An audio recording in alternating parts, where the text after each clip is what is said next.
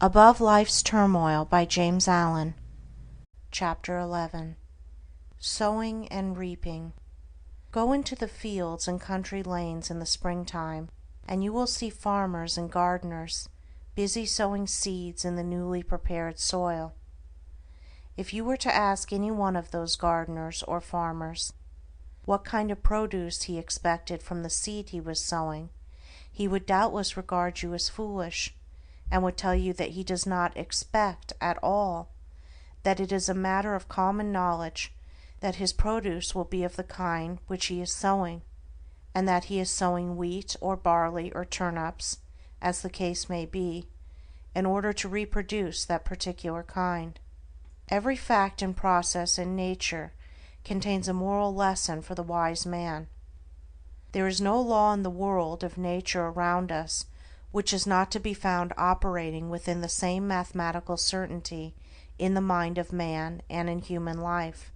All of the parables of Jesus are illustrative of this truth, and are drawn from the simple facts of nature.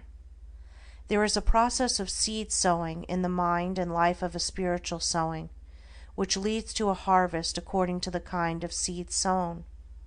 Thoughts, words, and acts are seeds sown, and by the inviolable law of things, they produce after their kind.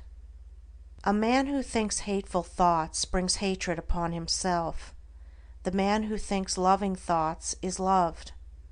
The man whose thoughts, words, and acts are sincere is surrounded by sincere friends. The insincere man is surrounded by insincere friends. The man who sows wrong thoughts and deeds and prays that God will bless him, is in the position of a farmer who, having sown tares, asks God to bring forth for him a harvest of wheat. That which ye sow ye reap. See yonder fields. The sesamum was sesamum, the corn was corn, the silence and the darkness knew. So is a man's fate born. He cometh reaper of the things he sowed. He who would be blessed, let him scatter blessings. He who would be happy, let him consider the happiness of others. Then there is another side to this seed sowing. The farmer must scatter all his seed upon the land, and then leave it to the elements. Were he to covetously hoard his seed, he would lose both it and his produce, for his seed would perish. It perishes when he sows it, but in perishing it brings forth a great abundance. So in life, we get by giving, we grow rich by scattering. The man who says he is in possession of knowledge which he cannot give out because the world is incapable of receiving it, either does not possess such knowledge, or if he does, will soon be deprived of it, if he is not already so deprived. To hoard is to lose. To exclusively retain is to be dispossessed. Even the man who would increase his material wealth must be willing to part with, invest, what little capital he has, and then wait for the increase. So long as he retains his hold on his precious money, he will not only remain poor, but will be growing poorer every day. He will, after all, lose the thing he loves, and will lose it without increase.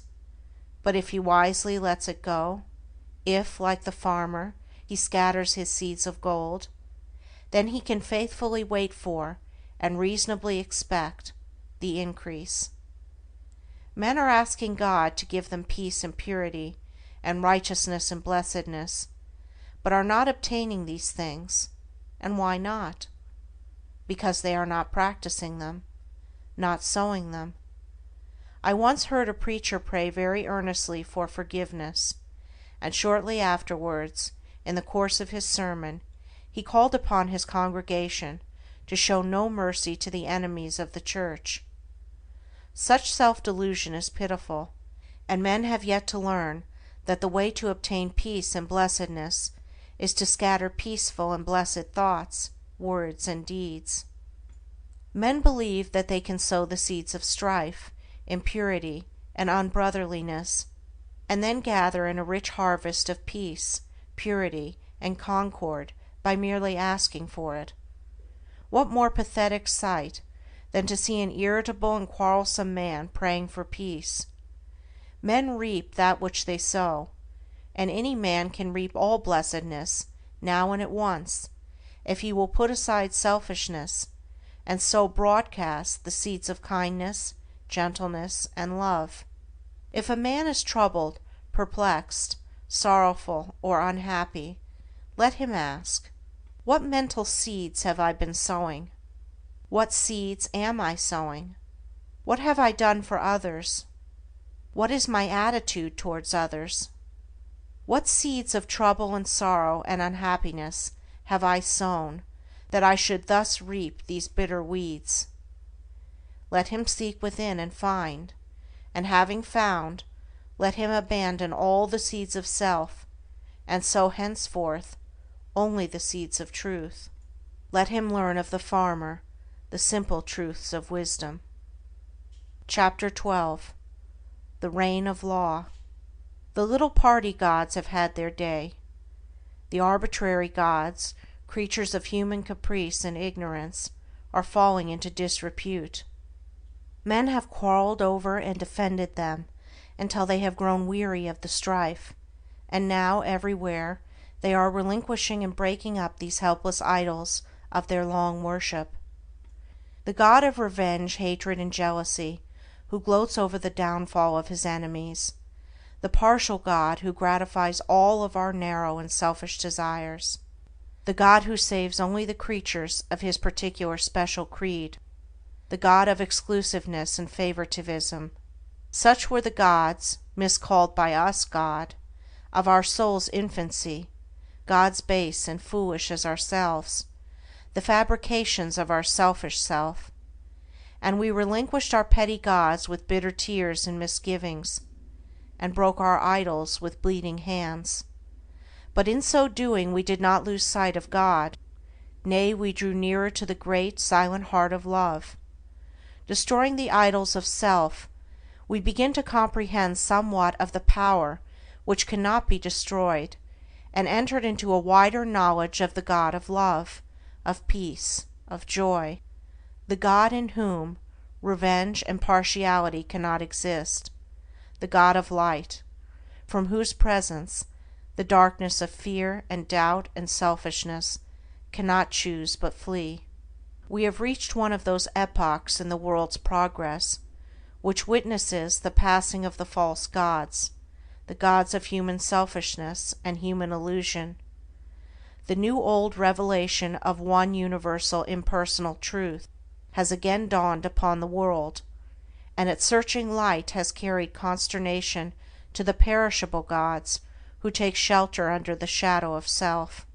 Men have lost faith in a God who can be cajoled, who rules arbitrarily and capriciously, subverting the whole order of things to gratify the wishes of his worshippers, and are turning, with a new light in their eyes and a new joy in their hearts, to the God of law. And to him they turn, not for personal happiness and gratification, but for knowledge, for understanding, for wisdom, for liberation from the bondage of self. And thus turning, they do not seek in vain, nor are they sent away empty and discomfited. They find within themselves the reign of law, that every thought, every impulse, every act and word brings about a result in exact accordance with its own nature, that thoughts of love bring about beautiful and blissful conditions, that hateful thoughts bring about distorted and painful conditions, that thoughts and acts, good and evil, are weighed in the faultless balance of the supreme law, and receive their equal measure of blessedness on the one hand and misery on the other. And thus finding, they enter a new path, the path of obedience to the law.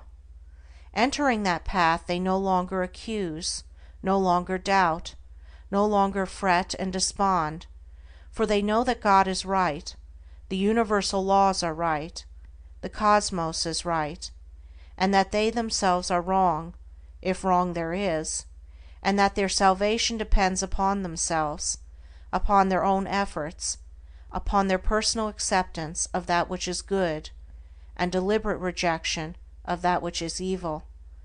No longer merely hearers, they become doers of the word, and they acquire knowledge, they receive understanding, they grow in wisdom, and they enter into the glorious life of liberation from the bondage of self.